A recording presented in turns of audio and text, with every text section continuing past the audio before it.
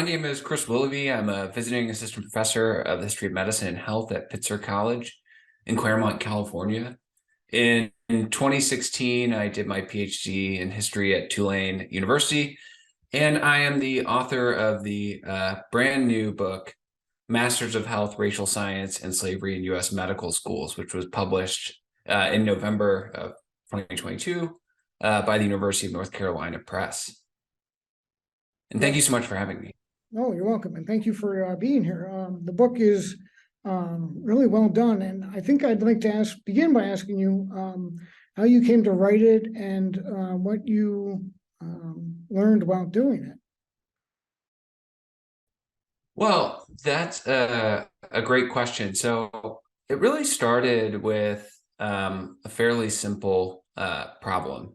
I had been reading in graduate school about the history of racial science and particularly the theory of polygenesis, which we'll get into more later, but that's the idea that Black and white people were different species. And most historians had talked about this as an extension of the pro-slavery movement moving into the Civil War.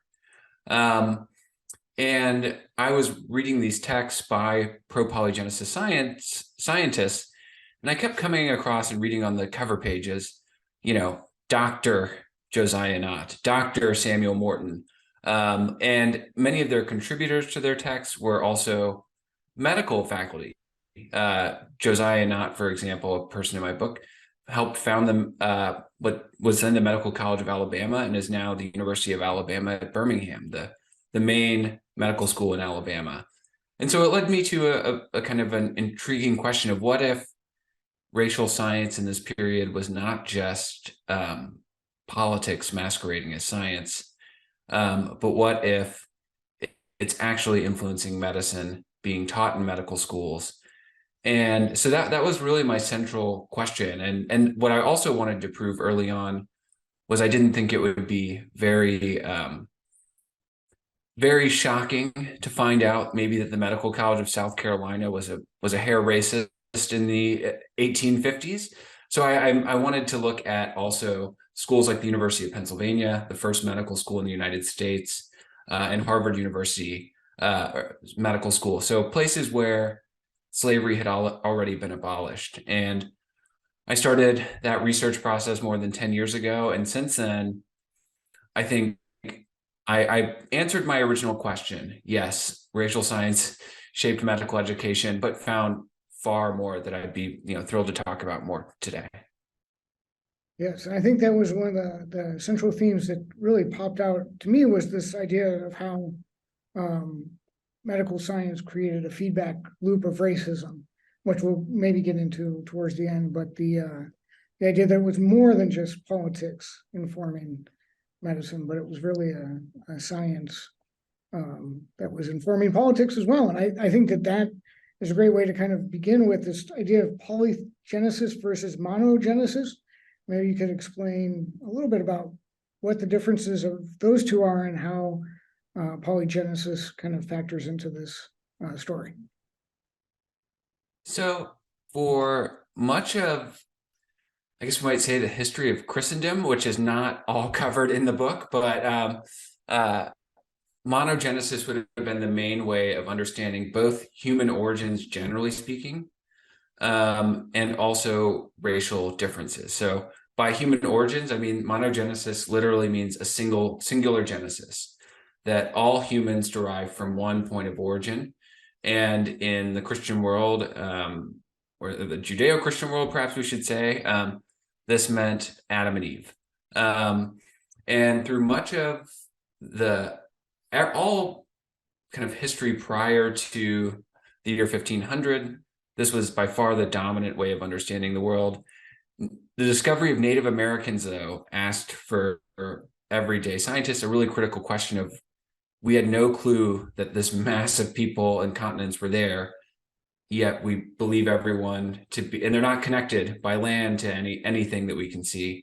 So that started off a series of questions in the early modern period, but for the most part, people remained monogeneous until the late 18th century, when Enlightenment scientists like Voltaire, David Hume in Scotland, began to more aggressively question this narrative and advocate for a theory called polygenesis. And polygenesis says there are multiple creations, five usually, of five different races, which are different species, all on different continents. And this kind of idea was extended to the notion that God created Black people to live in Africa, to live in the tropics, and were healthiest in the tropics. So it had, from its inception, a health application, even though it wasn't necessarily a medical theory per se. On the other hand, Europeans were seen as, created in northern climes for temperate weather. And anywhere, other groups included, broadly speaking, we could say Asians. The term at the time would have been Mongolians, Pacific Islanders, and Native Americans. And that's your five groups. And by the 1840s and 1850s, polygenesis had become the dominant medical and scientific theory of racial difference. It was not the most popular. Most people were still monogenists.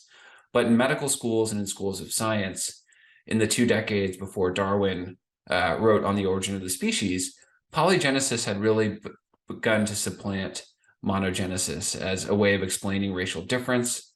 And we can see some of the convenience of this theory for a society debating slavery.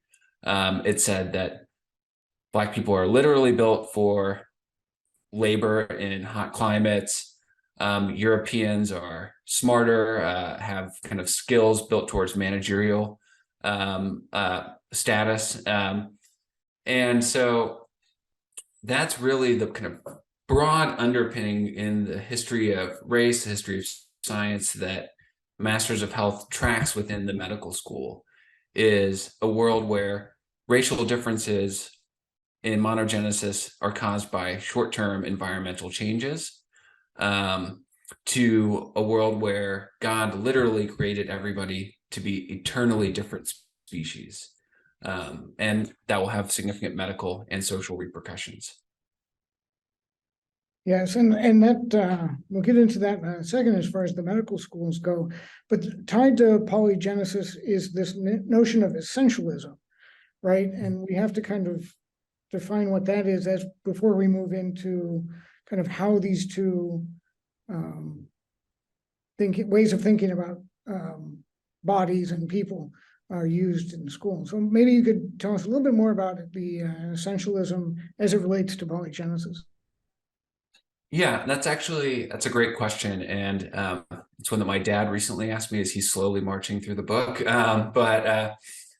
essentialism would be, it comes from the word essence, but it's this idea that whether it's biological, sometimes this word is used culturally also, but there's something in your essence that you cannot control, that you were born with, that is unchangeable, and that is your racial identity. There's also gender essentialism we can imagine as well. But in this case, polygenesis says that racial differences exist, they're real, and they are rooted in your body. They are literally unchangeable. And that's a very distinctive shift, and something that will affect a society debating whether or not, we should say the white male electorate debating whether or not Black people are capable of self-governance, are capable of freedom. I mean, in hindsight and as contemporary scholars, we would say that's a very racist set of questions, but that is how this racial science is being applied, even by, we'll say, white men sympathetic and proposing abolition. They're having to grapple with a prominent scientific theory that states that there's actually nothing that can be done to civilize, to raise up enslaved people.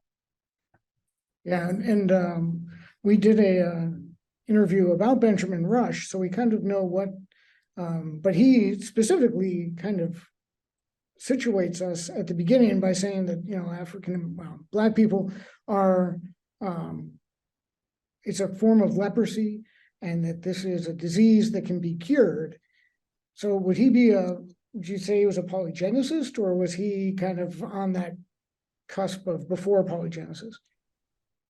So Rush is a monogenist, but it is an interesting dynamic because he is one of the first kind of major introducers of racial theories into medical education. He actually discusses his theory of leprosy in the University of Pennsylvania Medical School. And I think what you're getting at, and it's another kind of critical point in the book, is that even the opponents of polygenesis, we couldn't really describe them as anti-racist. And many of them were opponents of slavery. So someone like Benjamin Rush, who argued that physicians had a literal obligation to cure Blackness, that's obviously a racist perspective. But on the other hand, Benjamin Rush was president of an abolition society, worked closely with African American and white abolitionists. So he has a very interesting, complicated, and problematic dynamic. We could even see kind of allegories of Rush in people who might still essentialize Black people while proposing, specific health cures to treat their embodied difference, theoretical embodied, or supposed embodied difference. But yeah, so Rush is very interesting in that he is an abolitionist. He's anti-polygenist, but he also is a very prominent proponent of the general idea that race has a medical meaning, and that doctors actually have a critical role in managing the politics of race in the United States. Well, I think that that's one of the things that you do very well, is balance this kind of like dialogue between these two ideas of, he's trying to help, but at the same time his arguments end up becoming horribly racist, so that they can then be turned around and used by those who are saying that there's an essential difference, that we're separate beings, separate species, and this kind of thing. And I think getting into kind of how that pedagogy and how medical schools started to, I want to use the term weaponize, that's probably too hard of a word to use, but this idea of like, Black people have specific differences that need to be addressed and treated and acknowledged and all that. Yeah, I think one of the things that we can lose sight of, or too many of the histories of the racial science side have left out the structural history of medicine. And I think when we miss that, we wouldn't necessarily understand why medical professionals like Rush, maybe not always so self-consciously, but subconsciously and consciously, saw a need to insert themselves in this conversation. So in the first half of the 19th century, you have a lot of shifts happening in medicine. First and foremost, this is still really an era of bleeding and opium. Doctors can't really do much for you. They'll come up with a couple of decent surgeries in the first half of the 19th century that we still use today. The first anesthesia will happen in the 1850s, with some characters in the book who have unsavory views otherwise. Another interesting aspect of becoming the race science guy is you start noticing all the famous doctors also had their hands in other in the kind of racism pot as well. But so medicine was specifically facing a lack of confidence, while also needing more and more patients than they ever had before. So physicians are being produced at a very rapid rate. From 1840 to 1859, 30,000 MDs are granted in the United States, compared to a little more than 200 in all of the 18th century. Yet there are studies coming out showing that bleeding doesn't work. Another bit of medical progress, actually, the first medical progress, is disproving the old medicine. That bleeding doesn't work, and a lot of everyday Americans are seeking care from alternative healers like homeopaths, osteopaths, as well as just getting books by like the Thomasonians that said that kind of every man their own healer. So medical practitioners in a lot of ways needed social relevance and it benefited to be experts on race. Another key thing worth noting in this final picture is that Southern students were a huge market for Northern medical schools as well. The University of Pennsylvania, the first and largest medical school by class size in this period, had about, in the 1840s and 1850s, anywhere from 200 to 400 graduates every year. And those graduates, half of them were Southern. So the University of Pennsylvania saw a need, not necessarily self-consciously, but it certainly mirrored a need to attract Southern students in their curriculum. So this creates a moment where there is a specific economic, political utility for physicians as their expertise is being challenged to paint themselves as experts on the most pressing social and political issue in the United States in that period. And also just purely from medical students or customers of the medical school. If you want to get Southern students in a time of rabid sectionalism, which they amazingly did up until 1861, like students from the South finished their MDs after secession at Penn. So they managed to do this, but they had to prove that they were a sympathetic institution to the, what we might put in scare quotes, the Southern way of life, aka slavery. And that was very successful. I was surprised to read that at the end of the book with the how these relationships were. Well, we'll get into that in a minute, but how they kind of maintained this, like, oh, there's a war coming, we better make sure that we're going to still be friends, and maintain these physician networks within the North and the South, and that was going to transcend the political.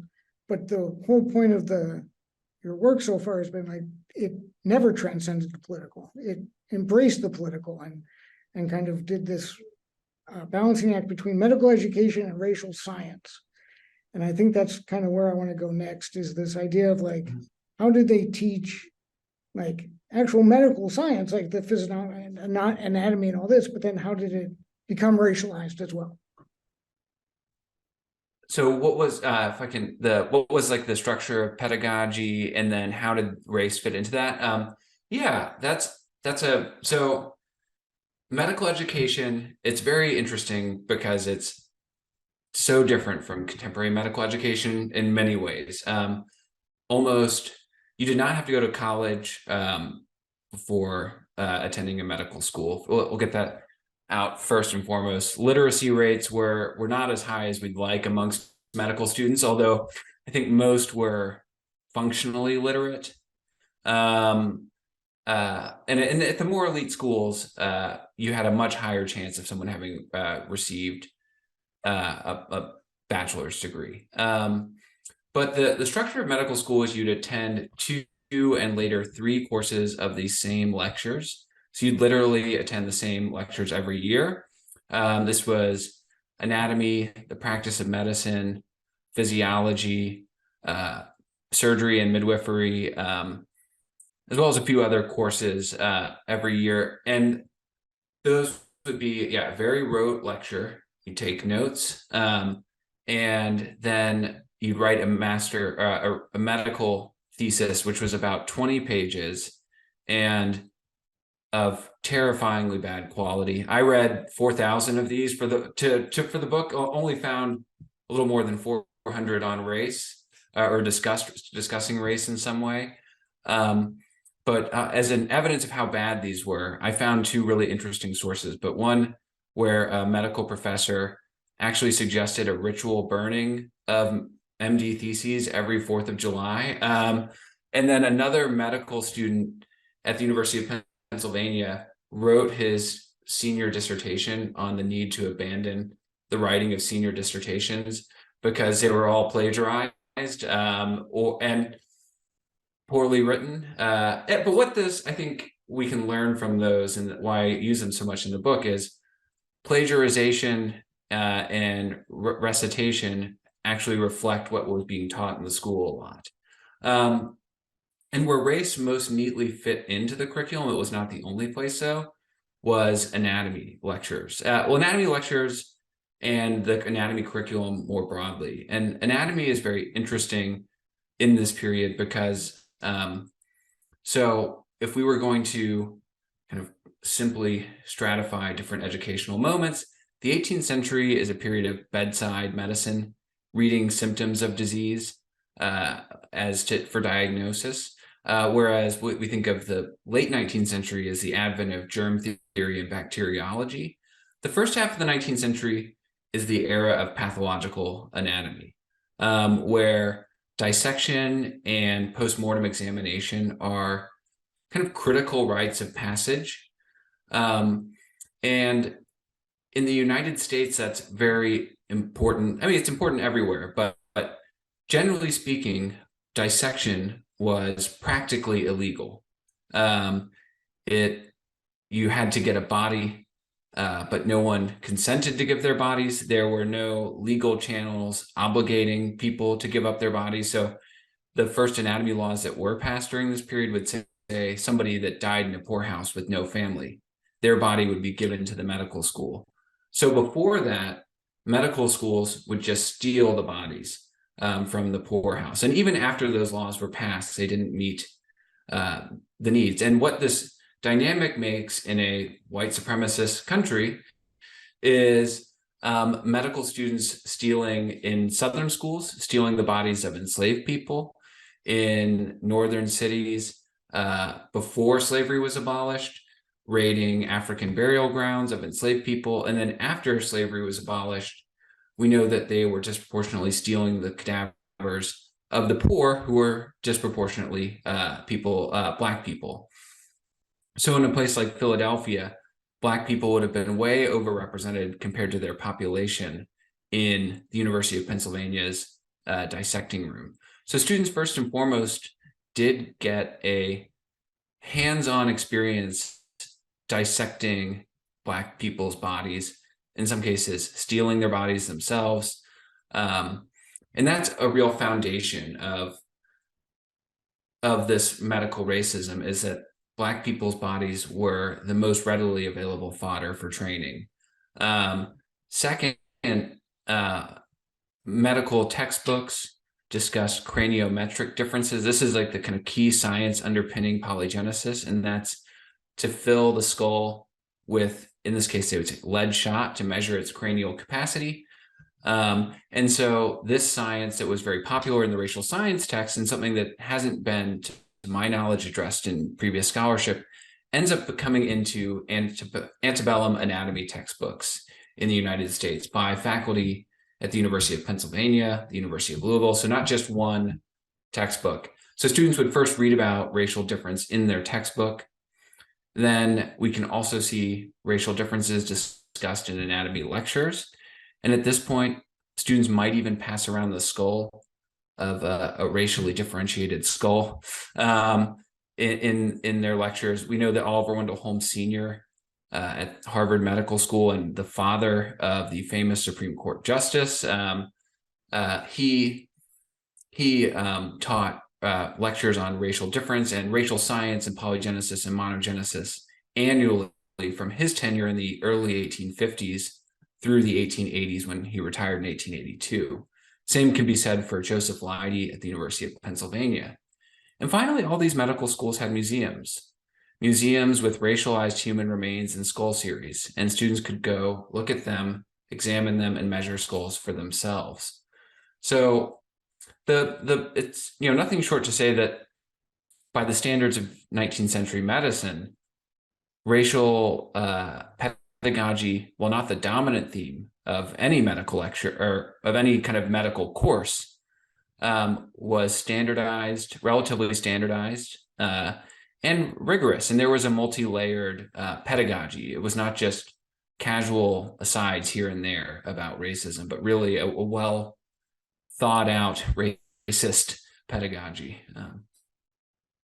And one of the things and the skull collections are always fascinating to me for various reasons, but the thing that I wanted to kind of move into was like, what did they determine was the difference between white people and Black people? I mean, if you they're using all these cadavers and they're stealing these, but then if polygenesis holds true, wouldn't they want white people? I mean, there's this weird disconnect, which is racism, obviously, but there's like, so how did they justify the differences, I guess, between whites and blacks, and what did they make up were those differences?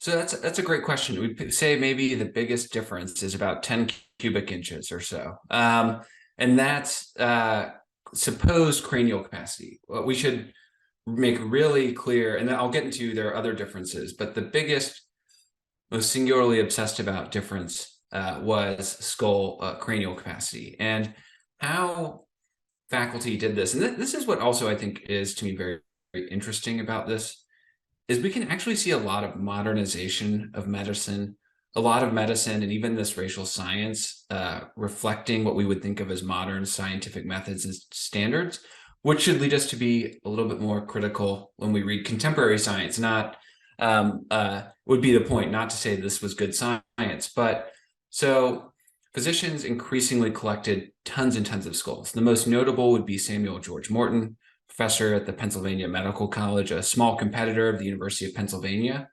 And he collected what was called the American Golgotha at the time. And it was the largest skull collection, certainly in the United States, potentially in the world. When Morton died, I believe 1850, he had a little more than 1,000 skulls. And he measured them for their cranial capacity, and he averaged them by racial groups.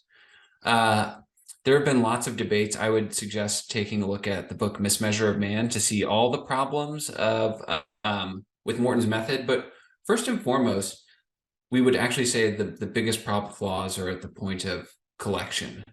And that's these skulls were collected and then often assumed to be of a certain racial background afterwards based on geography. But you could have a place like Egypt where there was many different clashing colors of people, as well as cultures, and often these would be read backwards. In other words, the skull would be measured, then the race would be figured out. So that's a kind of, just want to point out that there are myriad methodological flaws. But so the biggest difference would be cranial capacity, which was supposed to say then thus their brains were smaller and thus they were less intelligent. But what also I found that's interesting is dozens of other very small, very imprecise, not statistically analyzed differences. Like, for example, one student, well, he was a recent graduate of Penn, used his anatomy lectures to write an article on the differences between the races. And this is where I actually found what Joseph Leidy taught his students. But he says that Black people have longer heel bones, shorter necks, narrower pelvises, denser bones, all kinds of, a list of dozens, literally dozens of different supposed individual traits spread across the body. And what this gets to is an interesting contradiction of Black people were on the one hand being used as interchangeable anatomical and dissecting material to understand a universal human anatomy that a physician could then take with them into medical practice. On the other hand, as we've just been laying out, medical students and physicians were also cataloging many supposed, and we should say outside of skull cranial capacity, anecdotal evidence of anatomical differences spread across the body. And so on the one hand, so how did they potentially square this contradiction? Well, Joseph Leidy, the professor of anatomy at the University of Pennsylvania, probably most famous paleontologist of the second half of the 19th century, and the reason why most people cook their pork to well done, because he discovered trichinosis. So he's a very good, accomplished scientist in his own right. But Joseph Leidy said that there were such small differences across the body that one could still learn surgery on a Black person's body while recognizing small differences. So yeah, there were dozens of differences anatomically, but they conveniently were able to, that did not in any way affect everyday medical training, according to the proponents of this theory. And then they resulted to some of the physical differences, like hair,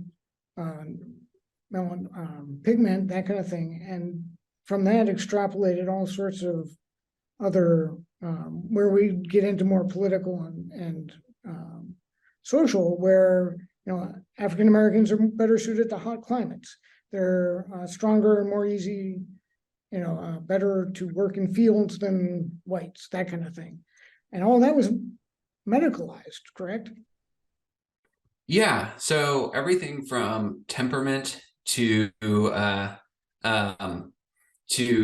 ability to work in certain conditions ends up becoming part of a medical theory. And so the body is the foundation of which they kind of build out their racial theory. But in the last chapter of the book, I examine both the environmental components of, or like environmental health, what we might think of components of this history, as well as the plantation management components of medicine. So first and foremost, it is worth noting a little bit what Benjamin Rush's students would have learned. And as we know, Rush was definitely, I think, a racist, but not the same type of racist as later physicians, and probably one whose theories were less detrimental, I should say, to African Americans.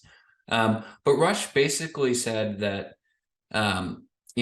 there are higher rates of tetanus. Everybody generally agreed that people of African descent got tetanus more. That was something that I saw across medical student dissertations.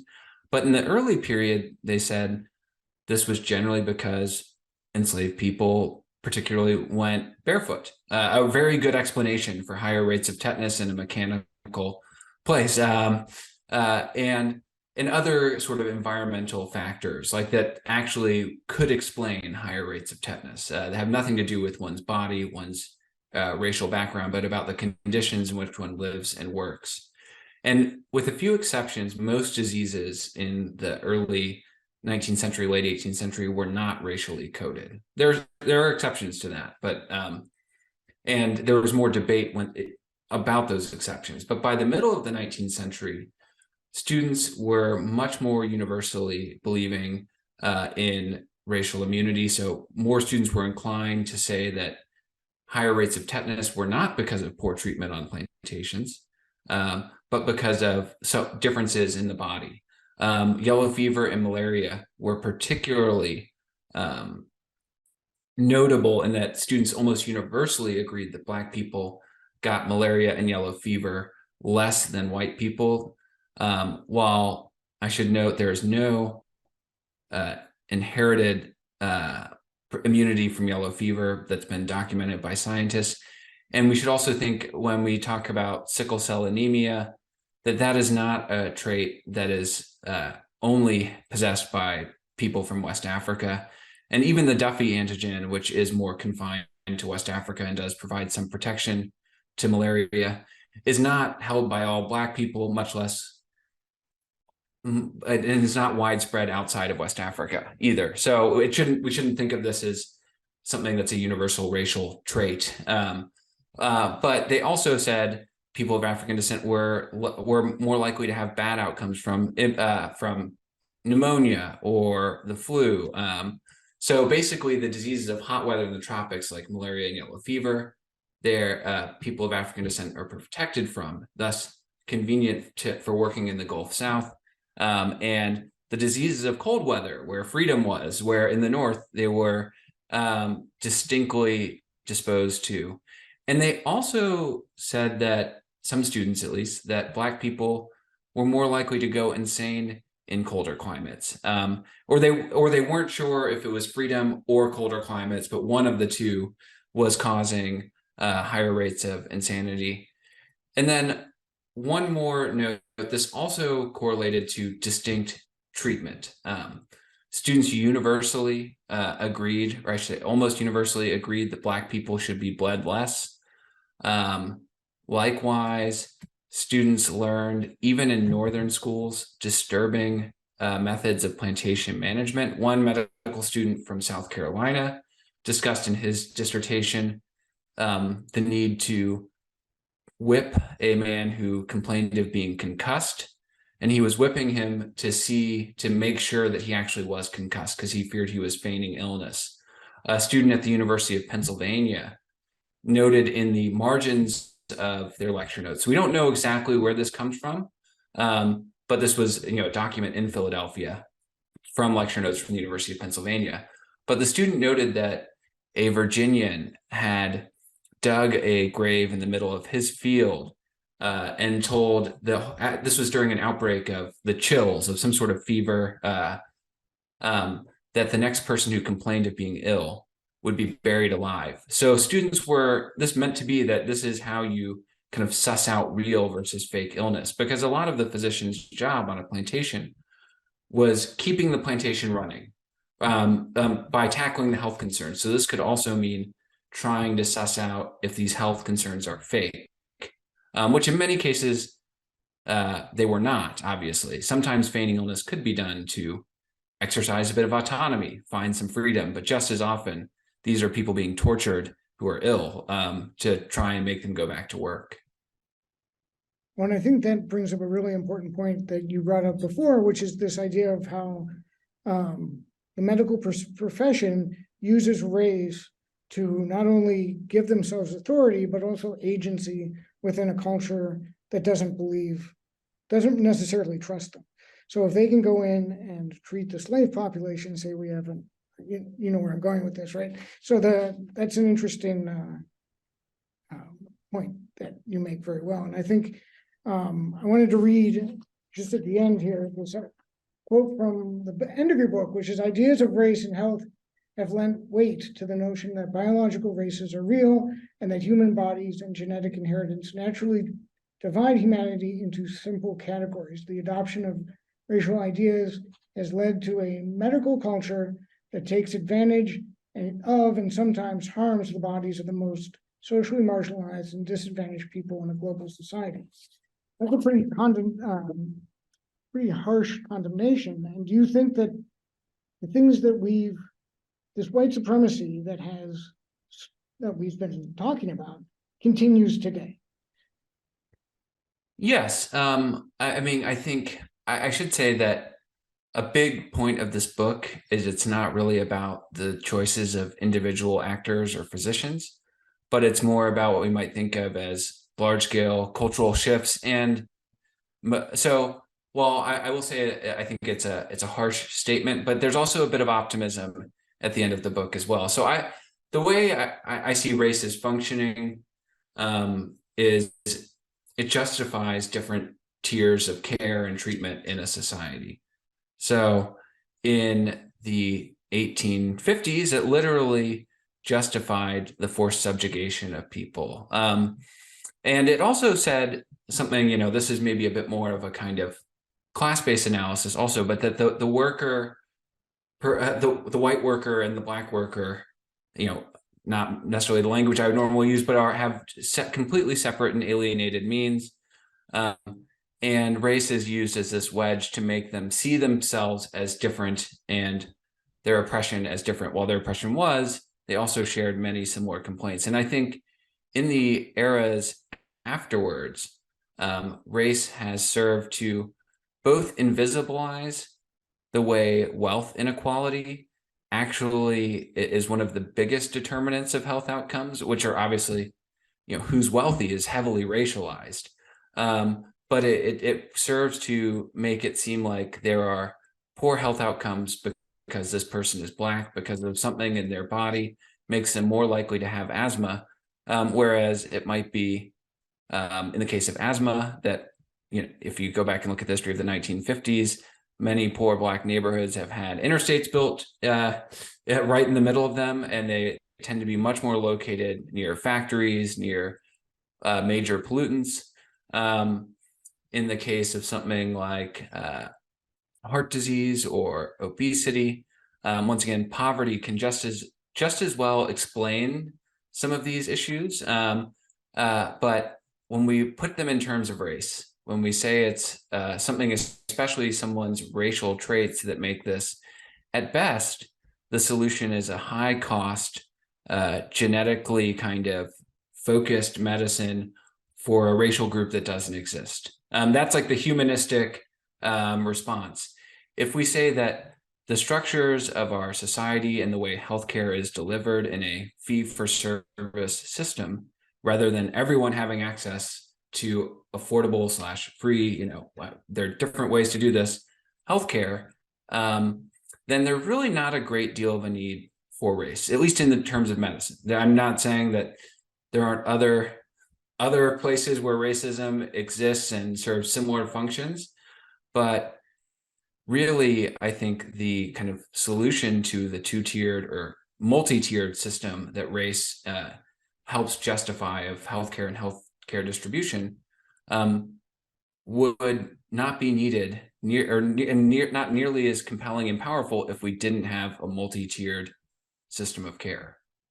So I think so really the book is calling for the United States at the end to abandon race and bring in the same sort of institutional universal healthcare structures that so many other countries have done, and where I wouldn't say that racial medicine has completely disappeared, but it's certainly less compelling and less authoritative.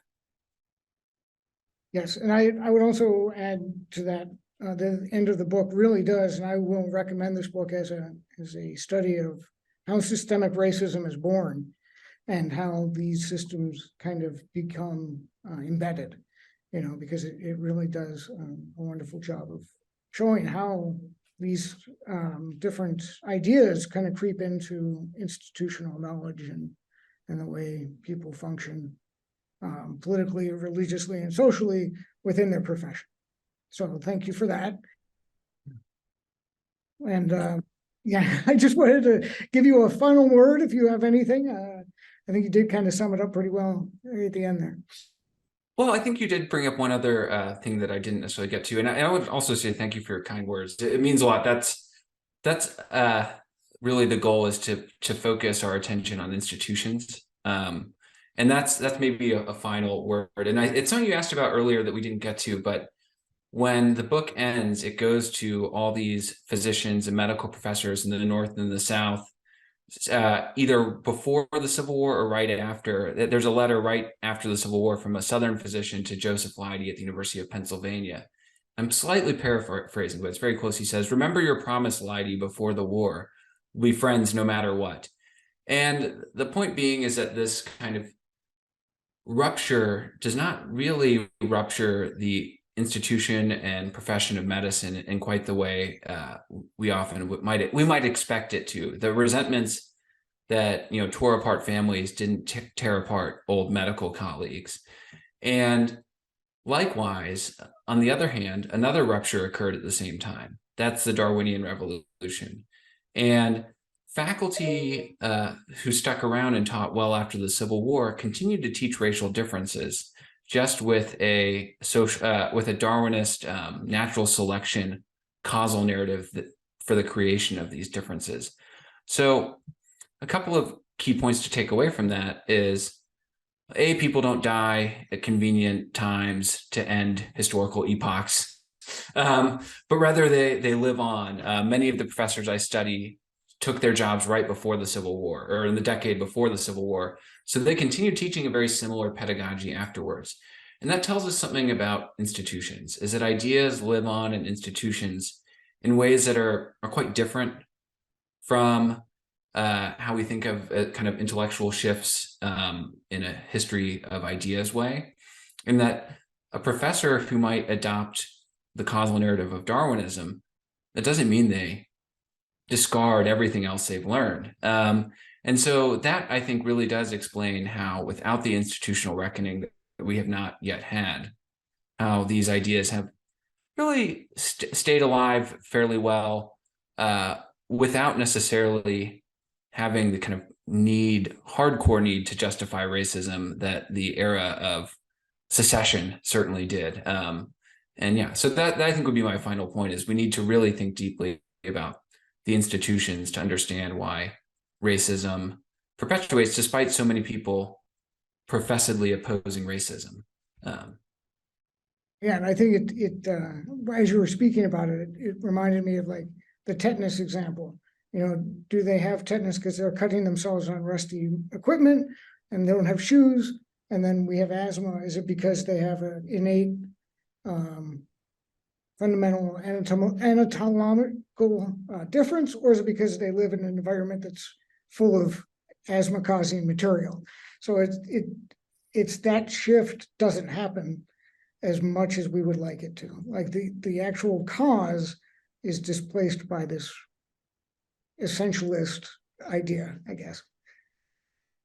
And one explanation demands social investment, and the other demands giving more money to medical technology and pharmaceutical companies is the other disturbing feature. But no, that I think you put it great, fantastically.